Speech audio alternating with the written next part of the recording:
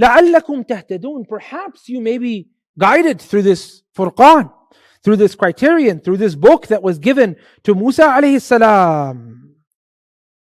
And that's why we have to be careful to reject things from the Bible as well. Unless they go against our scripture and our sources, we don't reject what the Bible has to say. Because you might be rejecting actual revelation from Allah Azza wa Jal. The only time we reject it is when they go against the Quran or they go against the Sunnah, authentic Sunnah of the Prophet. But if they don't go against, then we have two choices. We either accept it, and that's when we have a verse in the Bible that is completely coherent to the Quran or the Sunnah. Or we say, well, it could be true, it could be not, we're not really sure, and that is those indifferent verses where you can't really be sure, there's nothing to corroborate the evidence in the Quran and the Sunnah, right? But if it's clearly against, that's the only time you reject. Other than that, some people, they go even further and they reject completely. They say, whatever, right? We don't do that because there is guidance in these books as well.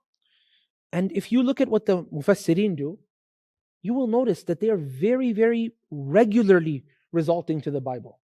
Now, these are scholars, they are of the greatest caliber. They understand what to accept and what to reject. That's why I wouldn't recommend you go ahead and start reading the Bible carelessly without knowing what the Quran says, right?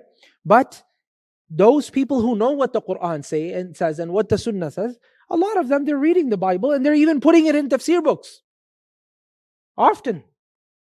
Biqa'i is a very regular mufassir to quote the Bible. Similarly, if you read Biqa'i, you will get to basically know the Bible just like he'll quote it very regularly. You know how you say Bukhari chapter XYZ? He literally quote the Bible on a very regular basis. Okay? All of them. Matthew, Mark, Luke, John, everything. And similarly, Ibn Ashur as well, he'll quote the Bible on a very regular basis as well. But not all the Mufassirin. Again, people have different ways of doing tafsir as well. That's another topic for another day. But the point in all of this is we don't reject wholesome everything in the Bible. We only reject those things that go against the Quran and they go against the Sunnah.